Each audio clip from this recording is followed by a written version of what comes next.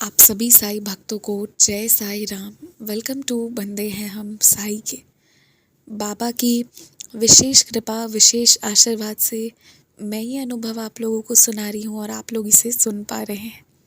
अनुभव शुरू करने से पहले हमेशा की तरह आज भी मैं ये कहना चाहूँगी कि अगर आप भी अपना कोई अनुभव शेयर करना चाहते हैं तो व्हाट्सएप या ईमेल आईडी के माध्यम से कर सकते हैं। मेरे डिटेल्स आपको डिस्क्रिप्शन में हर वीडियो के और साथ ही साथ स्क्रीन पर भी आपके मिल जाएंगे, तो आप उस माध्यम से ऑडियो, वीडियो या लिखकर जैसे भी हो आप अपने अनुभव भेज सकते हैं, हिंदी या इंग्लिश में।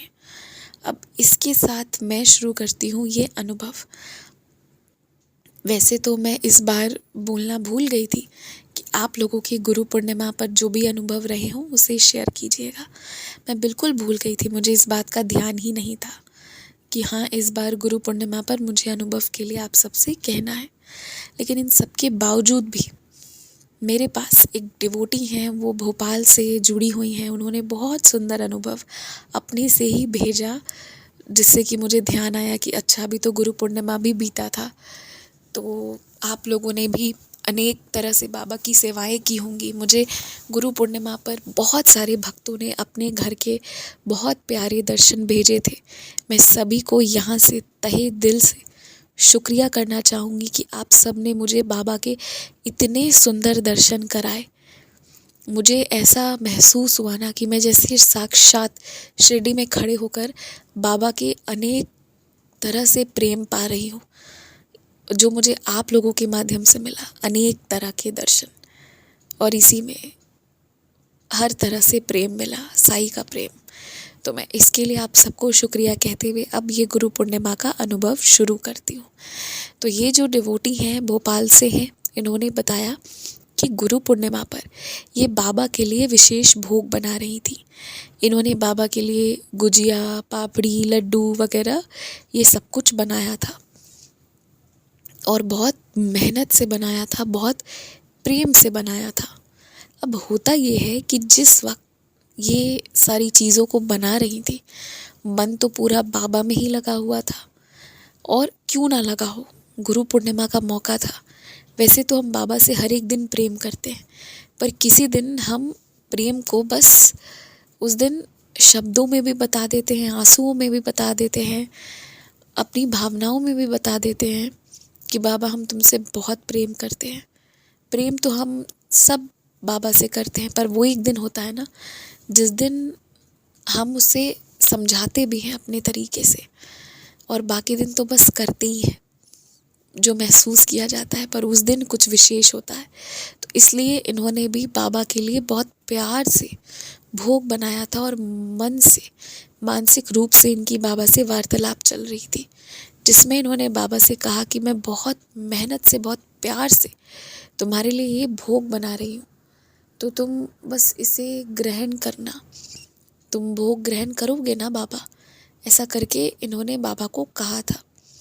अब क्या होता है कि दोपहर के वक्त ये मंदिर पहुंचती है, क्योंकि गुरु पूर्णिमा के दिन तो ऐसा रहता है ना कि बस बाबा के एक बार दर्शन हो जाए, सुबह से रात तक कभी भी। और जितना मुझे पता है, कई मंदिरों में कई तरह तरह के कार्य प्रयोजन होते हैं, भंडारा वगैरह बहुत कुछ होता है।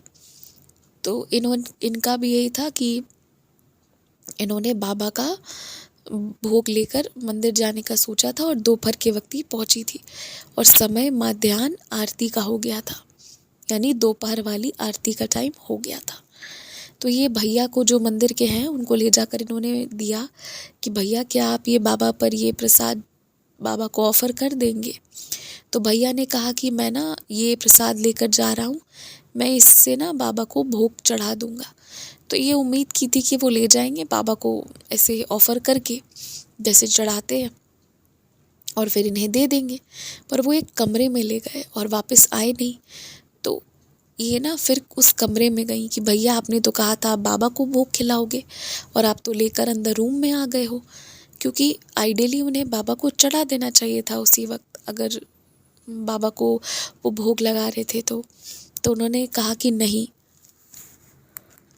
मैं मतलब इन्होंने जो बॉक्स जिसमें भी वो लेकर के गई होंगी उसको बस बाबा के पास ले जाकर उस तरह से भोग नहीं लगाना था, बल्कि बाबा की थाली सज रही थी। गुरु पूर्णिमा वाली स्पेशल थाली सज रही थी, जिसमें बाबा के लिए अनेक प्रकार के व्यंजन बनाए जाते हैं ना गुरु पूर्णिमा पर। तो ठीक वैसी ही थाली सजाई जा रही थी, और इन्होंने जो बनाया था उसे उस थाली के माध्यम से मतलब बाबा को ले जाकर दिया जा रहा था।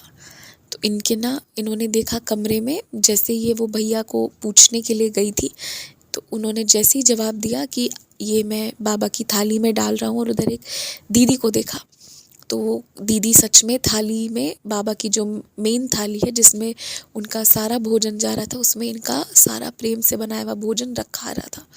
और वो दीदी ने कहा कि आप कितने सही समय पर आई हैं, अगर आप आरती के बाद आती तो इस तरह से बाबा की थाली में भोग नहीं सज पाता।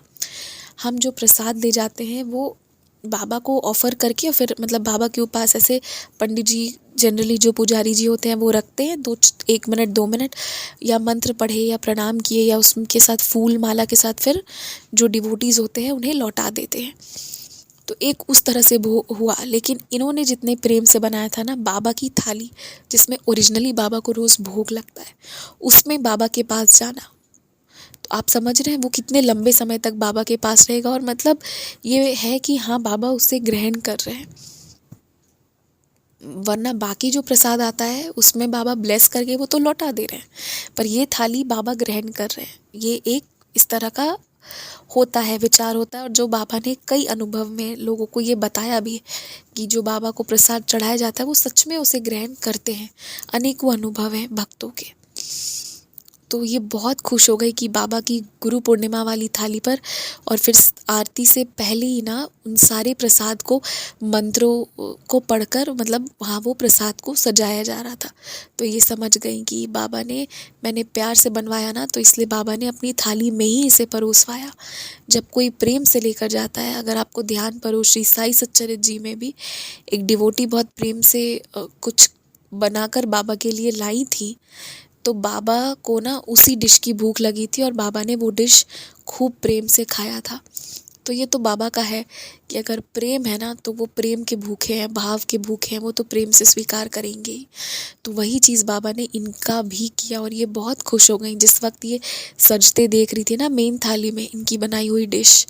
तो ये बहुत ऐसे इनकी आंखों से आंसू आ रहा था। और ये बहुत बड़ी बात है, ये बहुत बड़ी लीला है कि इस हद तक जाकर ये एहसास कर रही है। मैं एक बात और बताती हूँ, प्रसाद तो हम ऑफ़र करते हैं जो मंदिरों में चढ़ाए जाते हैं, फिर हमें दिए जाते हैं, पर ना जो बाबा की थाली बनती है उसमें ना सबके लाए हुए प्रसाद को सारे टाइम नहीं चढ़ाया जाता, क्योंकि बाबा का एक फ़िक्स टाइम है जब भोग लगेगा। और दूसरा, जो कई मंदिरों में ऐसा होता है, सिर्फ बाबा ही नहीं अनेक भगवान के मंदिरों में भी आप देखेंगे कि जो भोग चढ़ाया जा रहा है वो एक मतलब कहीं पर लहसुन प्याज नहीं चढ़ रहा है, या कहीं पर मतलब बहुत सारा रहता है ना कि उसको अच्छे से बनाना है, नहा धोकर बनाना है, जो हमारी एक पद्धति चली आई है कि एक ट्रेडिशन चला है कि इस वे में बनाया जाता है। तो इसलिए हर वक्त आया हुआ प्रसाद नहीं चढ़ाते हैं वो लोग, इस तरह थाली में करके नहीं देते हैं। वहाँ पे वो वही चीज़ देते हैं जो एकदम तरीके से बनाई गई हो, in the best possible form बनाई गई हो। और वैसे में उस थाली में इनके प्रेम से इन हाथों से बनाया हुआ प्रसाद को स्थान मिलना बहुत बड़ी बात है। और ये सच में बड़ी बात है। आप जाओगे ना मंदिरों में, पंडालों में, तो आपका प्रसाद लोग ऑफ़र करके तुरंत आपको दे देंगे, पर अगर कोई मेन भोग वगैरह लगना हो तो बहुत कम बार ऐसा होगा कि जो आप लेके जाओगे वो भी मांगेंगे कि लाइए लाइए, हम ये सब भी ऑफ़र करते हैं। तो वो किसी स्पेशल ही टाइम पर होता है जब बाबा आपसे बहुत प्यार करते हैं और बताते हैं ना कि देखो मैं प्यार कर रहा हूँ। ऐसे ही मुझे ध्यान पर आया इनके अनुभव से कि कभी कभी मैं आरती में जाती थी, तो मुझे याद है कि उसके बाद बाबा की थाली से मुझे प्रसाद मिलता था, तो मैं बहुत खुश हो जाती थी। प्रसाद वैसे भी मिलता था, एक बड़े से बर्तन में रखा रहता था, और उसमें वो लोग कुछ मंत्र वगैरह चैंट करते थे और वो प्रसाद बन जाता था। बाद में मतलब उसे बाबा के पास भी रखा जाता था और फिर वितरण होता था। तो ये हुआ एक प्रसाद बनना। और दूसरा कि बाबा ने जो खाया उसी थाली से आप खा रहे हो, है ना, तो उसी थाली से खाना मतलब साक्षात बाबा का आशीर्वाद पाना। तो वो एक डिफरेंस होता है, मुझे मतलब मेरी दृष्टि में होता है कि है कि वो एक स्पेशल वे है बाबा का एक लव शो करने का। तो यही था इनका सुंदर सा अनुभव, और इनकी भक्ति बहुत प्योर रही होगी कि इन्होंने इस चीज़ को इतना एक्नॉलेज किया। नहीं तो पता नहीं आज के टाइम पे इतना सब नोटिस भी नहीं करते होंगे, मुझे लगता है। तो ये जिनकी भक्ति बहुत प्योर होती है ना, जिन जिन लोगों की, वही इस लेवल तक जाकर कनेक्ट करते हैं बाबा से। तो ये अनुभव सुनाकर मुझे बहुत अच्छा लगा। इसी के साथ जय साई राम।